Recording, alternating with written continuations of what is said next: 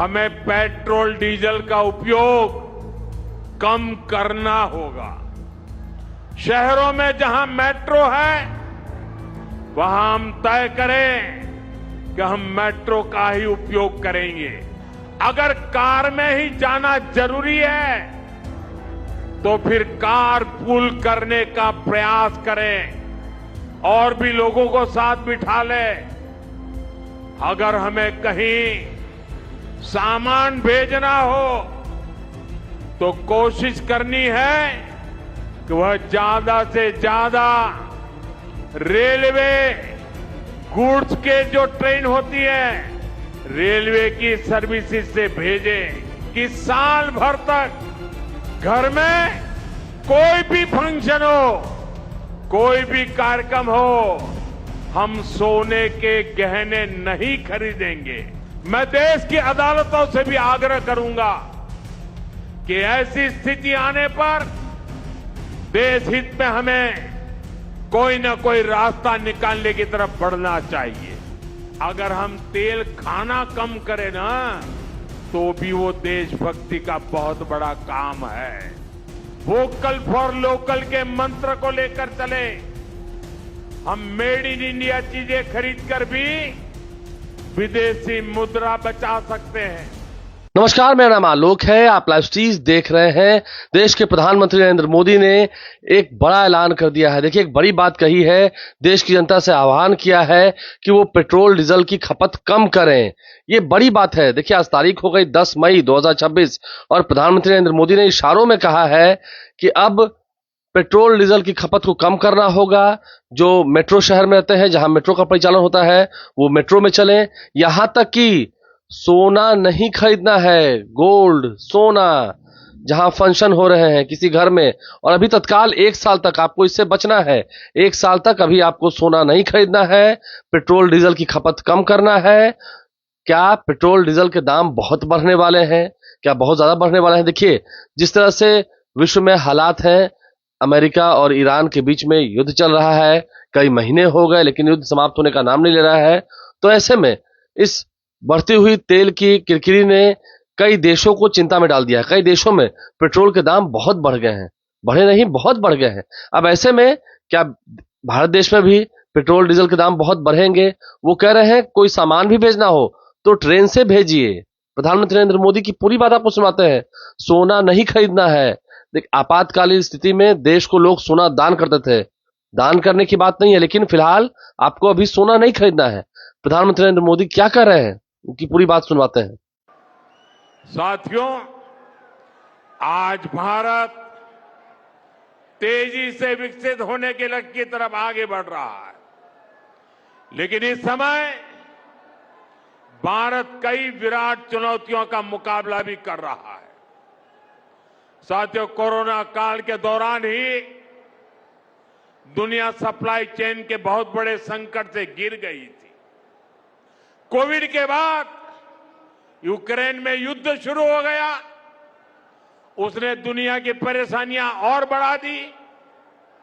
Food, fuel, fertiliser, इन तीनों चीजों पर गंभीर प्रभाव पड़ा। बीते 5-6 वर्षों में इस संकट से निपटने के लिए हमारी सरकार निरंतर प्रयास कर रही है। आपको याद होगा, उस समय और आज भी फर्टिलाइजर की एक बोरी दुनिया में 3-3 हजार रुपये में बिक रही थी। एक बोरी का 3,000 रुपया। कितना? आप बताएंगे एक बोरी का कितना? आंकड़ा नहीं, बोलिए मुंह से। 3,000 रुपया एक बोरी का। कितना? एक बोरी का कितना? एक बोरी का कितना? और भारत के किसानों को वही खाद की बोरी 300 से भी कम रुपये में दी जा रही है। 3,000 के सामने 300 रुपये में सप्लाई चेन की इन मुश्किलों के बीच पिछले 2 महीने से हमारे पड़ोस में ही इतना बड़ा युद्ध चल रहा है। इसका असर पूरी दुनिया पर पड़ा है और भारत पर तो और भी गंभीर असर हुआ है। साथियों, भारत के पास बड़े बड़े तेल के कुएं नहीं है। हमें अपनी जरूरत का पेट्रोल, डीजल, गैस, ये सब बहुत बड़ी मात्रा में दुनिया के दूसरे देशों से, बाहर से मंगाना पड़ता है। युद्ध की वजह से पूरी दुनिया में पेट्रोल, डीजल, गैस और फर्टिलाइजर के दाम बहुत अधिक बढ़ चुके हैं, आसमान को भी पार कर गए हैं। अड़ोस पड़ोस में देशों में क्या हाल है वो तो अखबारों में आता है। भारत सरकार इस युद्ध के पिछले 2 महीनों से देशवासियों को इस संकट से बचाने के लिए लगातार प्रयास कर रही है। नागरिकों पर बोझ न पड़े, इसके लिए सरकार सारा बोझ सरकार खुद अपने कंधे पर उठा रही है।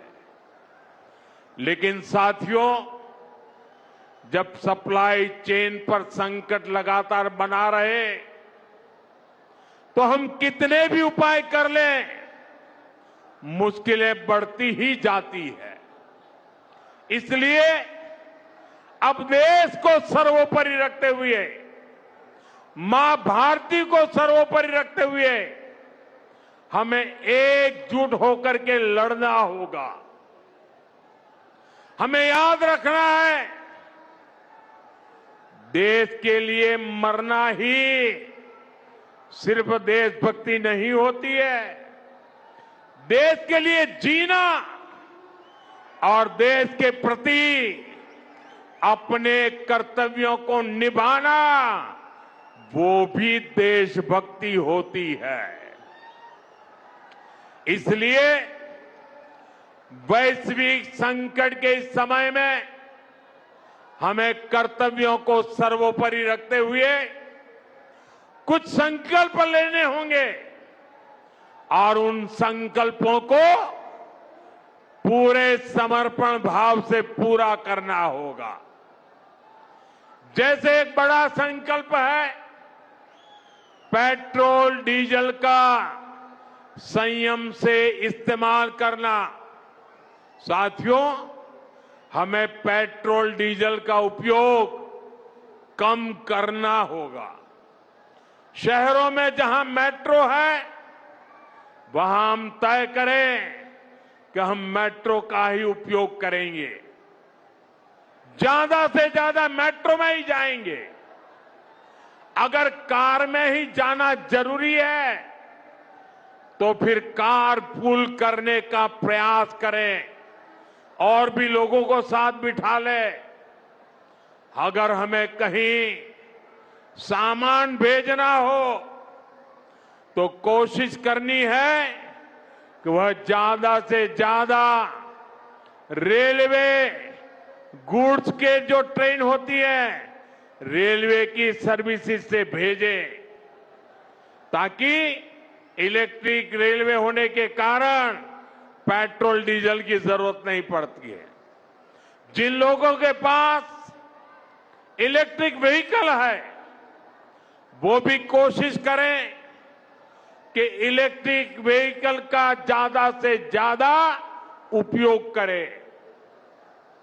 साथियों, हमने कोरोना के समय में वर्क फ्रॉम होम की, ऑनलाइन मीटिंग्स की, वीडियो कॉन्फ्रेंस की, ऐसी अनेक व्यवस्थाएं विकसित की और हमें आदत भी हो गई थी। आज समय की मांग ऐसी है कि उन व्यवस्थाओं को हम फिर से शुरू करें तो वो देश हित में होगा।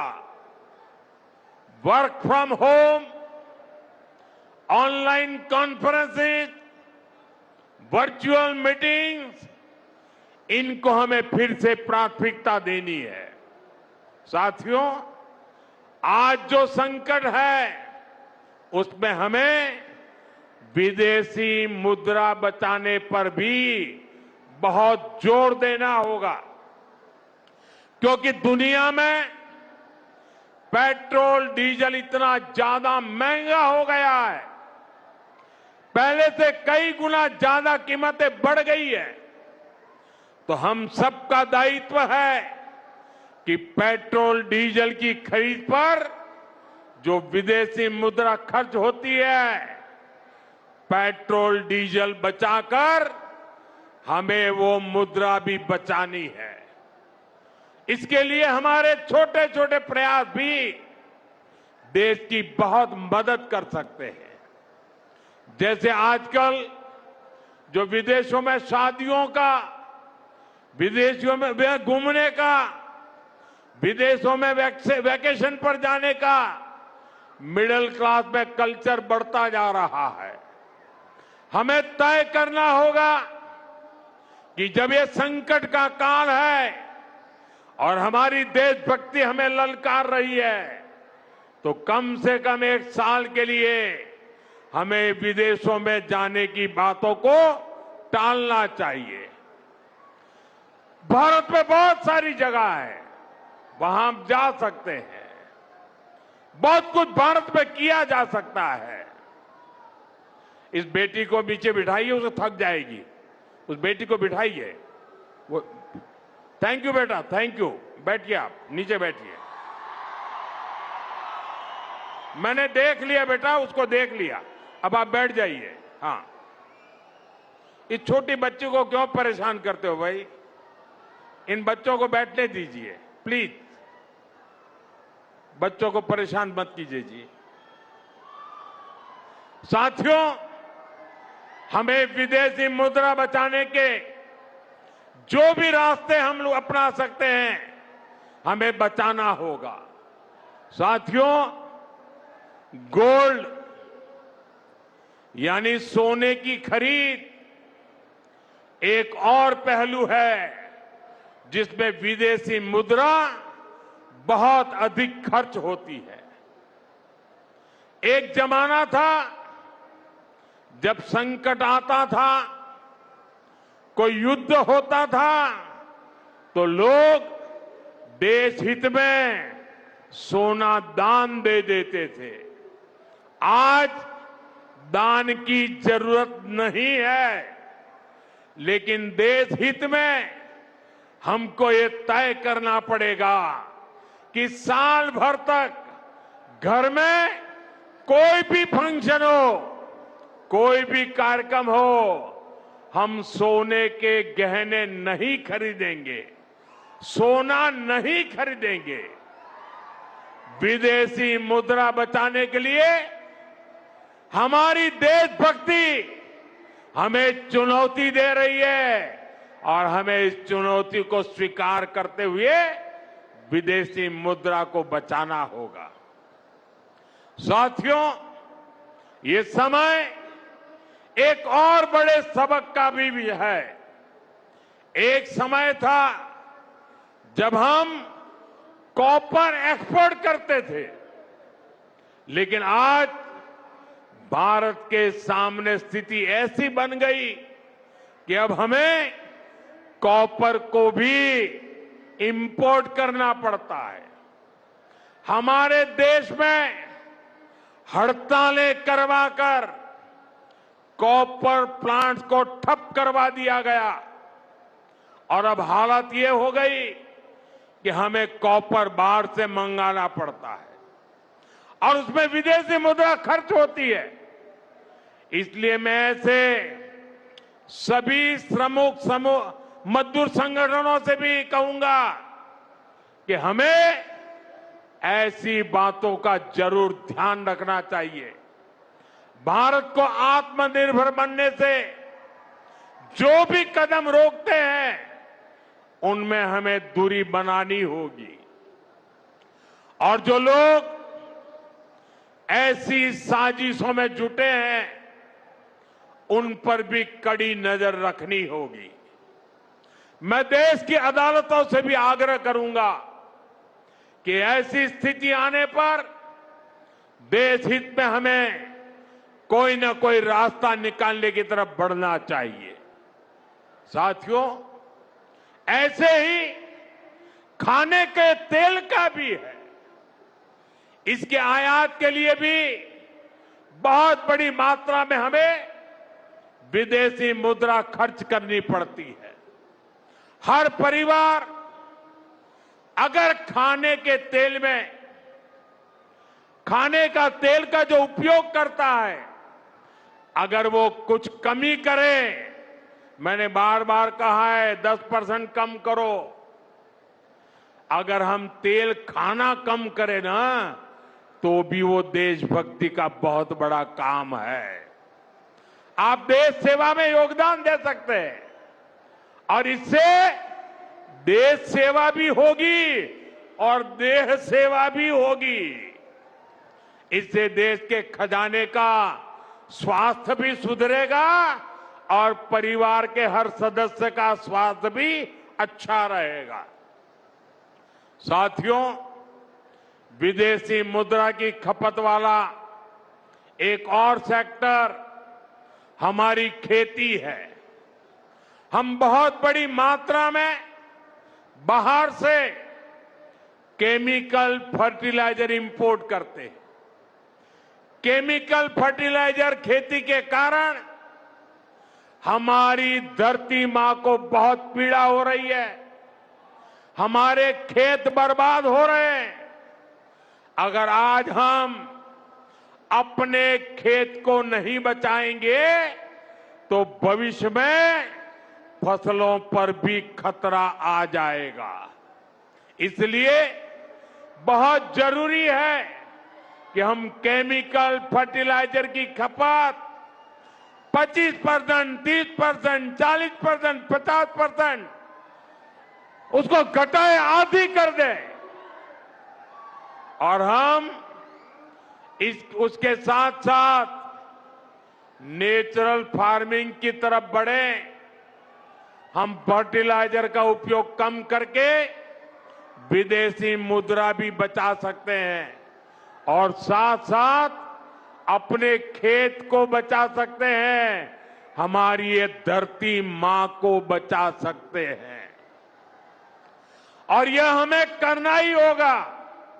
आज वैश्विक संकटों से जो चुनौतियां आई है, हमें उन चुनौतियों को परास्त करना होगा।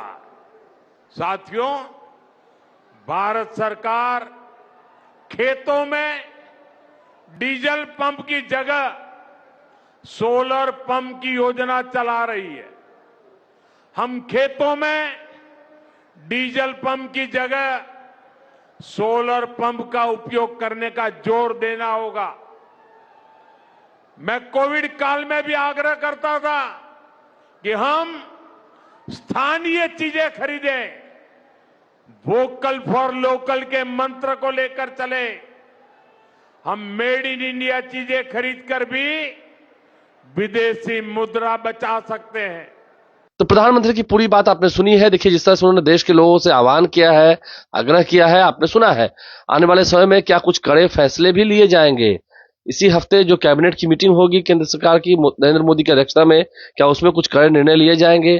क्या पेट्रोल डीजल के दाम बहुत बढ़ने वाले हैं? एक बड़ा इशारा, एक बड़ा संकेत प्रधानमंत्री नरेंद्र मोदी ने जो मंच से कहा है, वो लोग सुन रहे हैं, समझ रहे हैं और खास करके जो व्यापारी हैं उन्हें भी एक बड़ा झटका लगा है। लोग सोना नहीं खरीदेंगे, अपील कर रहे हैं प्रधानमंत्री।